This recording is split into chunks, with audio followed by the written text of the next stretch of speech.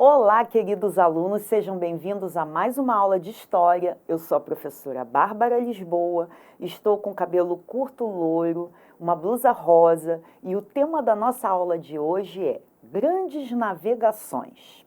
Que fatores mobilizaram as descobertas dos mares?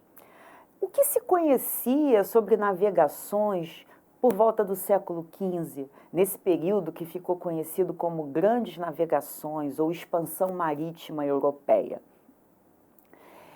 Imaginem só que se expandir pelo mar deveria ser uma aventura cheia de perigos, de muitas dificuldades, mas quais foram esses fatores? O que mobilizou os europeus a fazerem esse processo tão difícil, complicado, que é se aventurar pelos mares? Navegar é preciso, viver não é preciso. Esta famosa frase aparece na poesia de Fernando Pessoa. Navegar é preciso.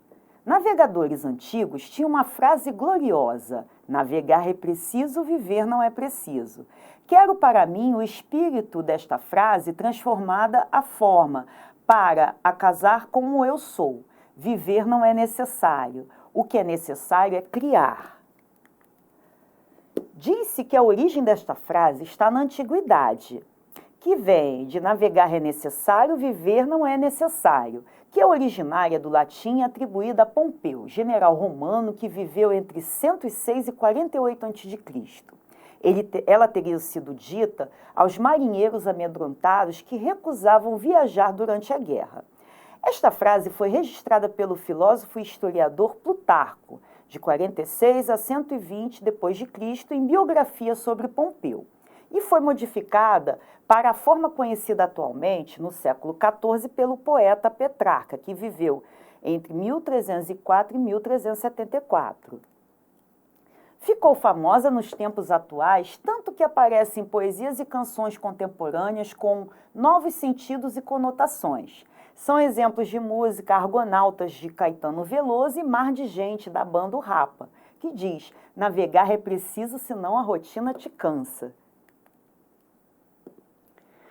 O fato é que, no período das grandes navegações, um grande poeta, escritor, conhecido como Luís Vaz de Camões, publicou em 1572 Os Lusíadas, que exalta a história de Portugal e é um poema do gênero épico, que narra um fato histórico em verso e conta de uma maneira heróica. E o principal tema desse poema era a viagem de Vasco da Gama às Índias.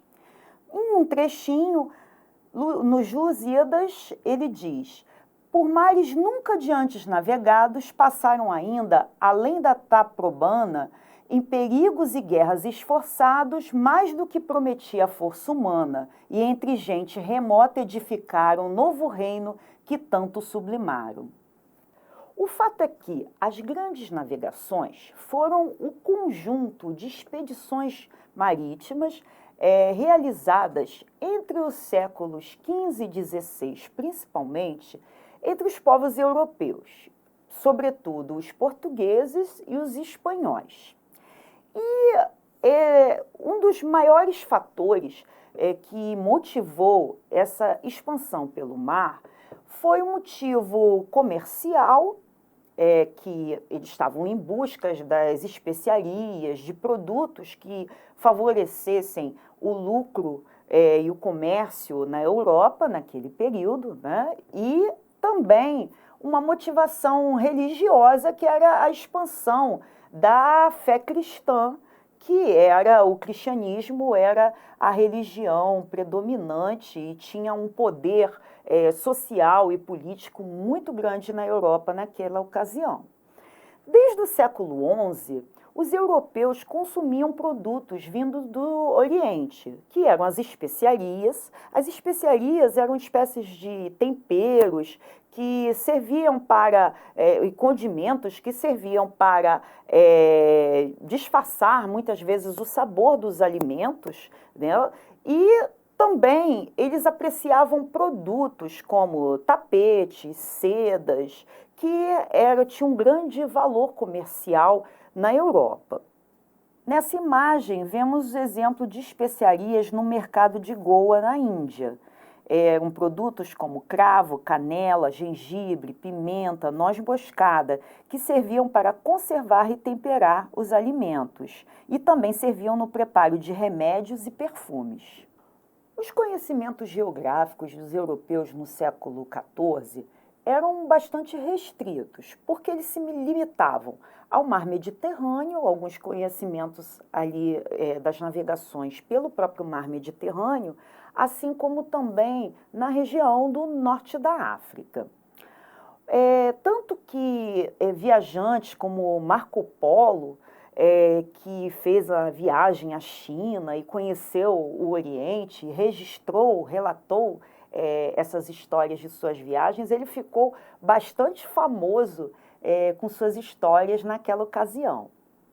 O fato é que os produtos orientais, eles eram muito apreciados pelos povos europeus e no século XIV, quem tinha o monopólio desses produtos eram os comerciantes italianos, né, que a Itália ainda não existia enquanto um país, mas as cidades de Gênova e Veneza, principalmente, os mercadores daquela região, eles dominavam o comércio do Mediterrâneo, assim como os povos árabes. Com a queda de Constantinopla, importantes polos, né, de comércio de seda e de especiarias foram bloqueados na região do Mediterrâneo.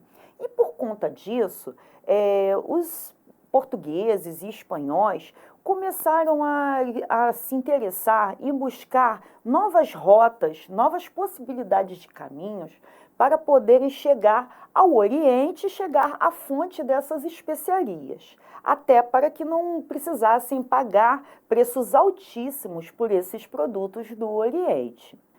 E naquele período também existiam muitas ideias medievais, né, sobre alguns mitos, né, sobre o Oceano Atlântico, tanto que ele era conhecido como o Mar Tenebroso. Muitos ainda acreditavam que a Terra não era redonda e também que existiam monstros marinhos nas regiões, né, do Oceano Atlântico. Aqui são algumas imagens medievais da forma como era o imaginário europeu em relação aos monstros marinhos no conhecido como Mar Tenebroso, que era o Oceano Atlântico. A situação começou a mudar nas primeiras décadas do século XV, quando os portugueses conquistaram Ceuta, que era um entreposto comercial de domínio árabe.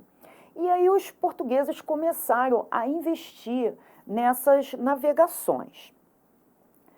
Portugal saiu na frente, foi pioneiro nessas grandes navegações.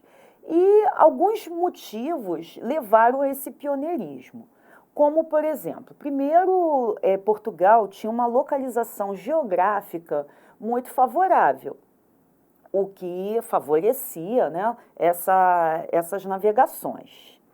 E, além de tudo, Portugal também foi o primeiro Estado nacional a se formar, ou seja, com a Revolução de Avis, houve uma unificação territorial e política em Portugal. E essa centralização política, né, essa formação de um Estado nacional, de um país, acabou levando a cobranças de impostos e liberando também capital para que pudesse haver um investimento nessas navegações.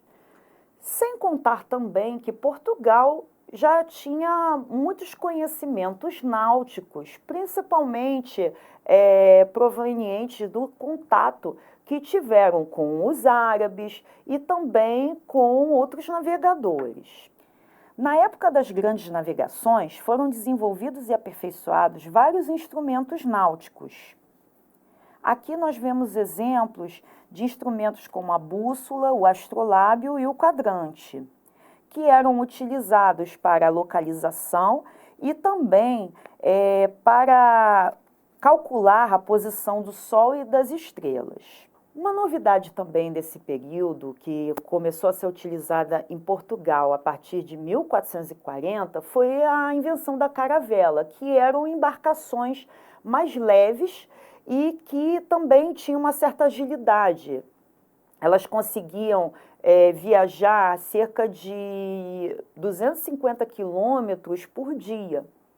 Só que também tinham seus problemas, porque as caravelas não conseguiam abrigar assim, muitos mantimentos durante muito tempo e também elas não eram muito boas para navegar com tempestades. Então, elas eram sempre acompanhadas da nau, que era um outro tipo de embarcação também.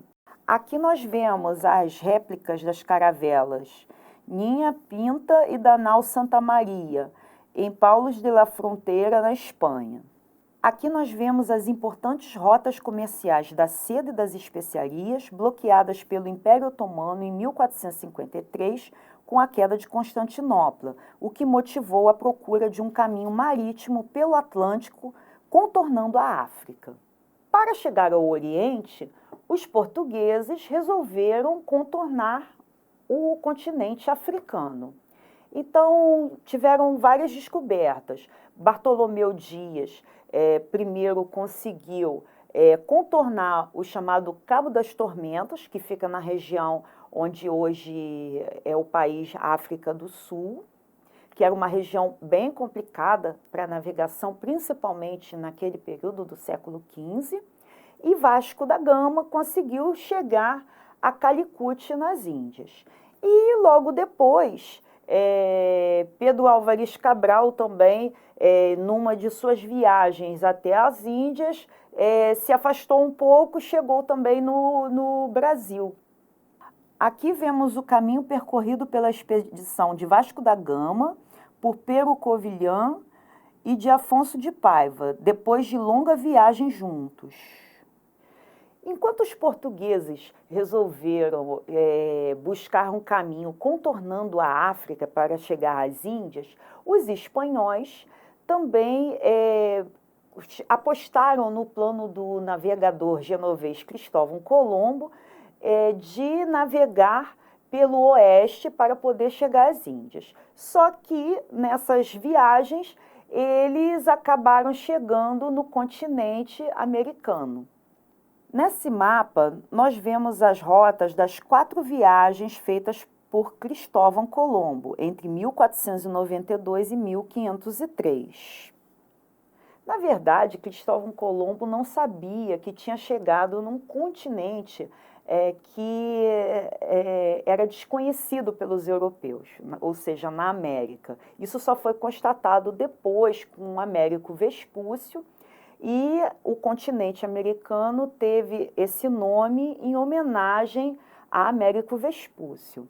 Por isso que, quando Cristóvão Colombo chegou à América, chamavam os povos da região de índios, se referindo às Índias, porque eles achavam que tivessem chegado às Índias. Então, na aula de hoje, nós podemos perceber que as grandes navegações, ou seja, essas expedições marítimas que ocorreram no século XV e XVI, tiveram como fator principal motivador a busca de novas mercadorias, como as especiarias e produtos que eram muito apreciados na Europa e que vinham da região do Oriente. Sem contar também que nesse processo de expansão marítima era possível impor também os valores culturais europeus através da fé cristã. Agora vamos ao nosso desafio. Observe a imagem ao lado de uma réplica das caravelas e reflita. Com todas as dificuldades e perigos das navegações no Oceano Atlântico durante o século XV, quais os fatores principais que motivaram a expansão marítima europeia? Nossa videoaula vai ficando por aqui e não deixem de acessar o nosso material Rio Educa com auxílio do seu professor ou da sua professora. E também não deixem de assistir a nossa próxima videoaula. Até breve!